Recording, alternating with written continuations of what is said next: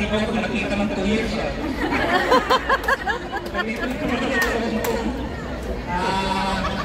It's good to see you again, mga kapatid. Happy anniversary pala. Happy 30th anniversary. This way, maraming pang-bago sa inyo. Actually, ang original talaga na pinakamaraming gawin ko, nagiging tanto espiritista, at marami talaga. Ito nang galing yung malikang sama ng Hong Kong chapter. Kasi hindi tanto espiritista noon, dito na talaga yung pwesto nila eh. Doon ako nakupo. Pero, tingnan nyo, God made it so many mysterious way. Ngayon, espiritista na ako. At naging Pangulo. Yung pinagkatalingan magsalita, yung mga sabi niya sa akin, kung gamitin mo yan sa tarjeta sa ng Biblia, hindi mo mas mabuti, sabi ng asawa ko na, yung ibang espiritista. Ano ba siya ko? Yung kasundihan yung nangyari. O ano yung nangyari? Yung espiritista ko. Alam niyo kasi, lalo na sa ating mga may pamilya, may asawa. Kung ang asawa ko yung singgero, hindi ako panahon na singgero yan. Hindi ako panahon babaero yan. Kasi, magmamature yan. Kahit na singgero yan, takot mamatay yan eh. Kaya nangyari sa akin talaga, malaking pagpasalamat ko sa Diyos. Kasi kung hindi ko kung walang pananampalataya yung asawa ko, matagal na kami wala eh. Kasi talagang Pasawan. nandun ka sa sarili ko eh. Kaya, tayo yung mga nananampalataya, lumiwasan sa atin yung may stress tayo, magpunod tayo ng problema sa buhay. Pero tayo kasi nananampalataya, kung nakakarinig tayo ng salita ng Diyos, hindi na tayo basta-basta mababahala. Hindi ka na ngayon ng mga hindi ka nakakarinig ng salita ng Diyos, at nung nagawa nila, pag nag-depress sila, nagpapagawa ka sila. Kasi, magkakaroon sila, wala sila tuwala sa Diyos.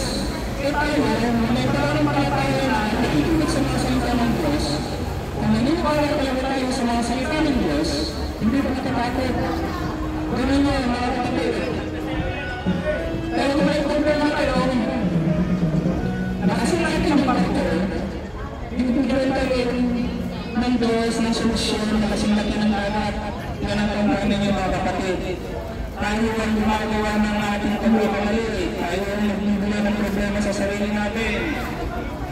Kaya kung may problema kayo sa mga asawa ninyo, huwagan nyo lang si Pangulo Eduardo. Pa-counseling.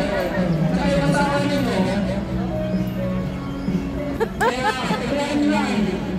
Nagyan yung nangyari sa akin. Pinabayaan ako ng asawa ko. Kasi lahat na yung lanan, dahil magsasawa ka.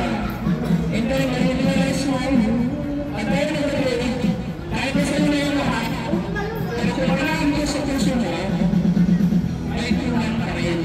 Yan ang tandaan natin. Kasi, sumakit ka ng puti yung ipin mo, ipin natin, Diyos na kaya yung tinatawag natin eh. Sabi na nila eh, yung bahay mo lang ang pera, para pag namatay ka, Walang pag-aawa. wala din sa pera, Raymond. Natatandaan nito kaya tayo lang dito ay nagsasakripisyo eh. Hindi naman para sa sarili natin, para sa pamilya natin. Natatandaan nito para sa pamilya natin. Mamatay ka na, wala kang pera, bawang kasalita. Hindi mo naman magdala na yung miniwan mo.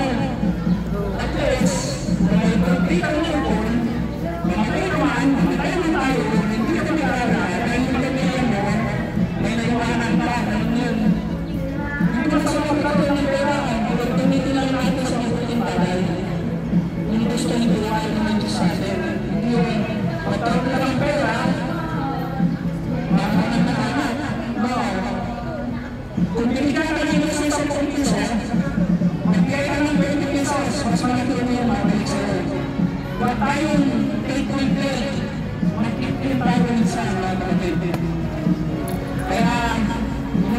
anniversary, happy 30th anniversary.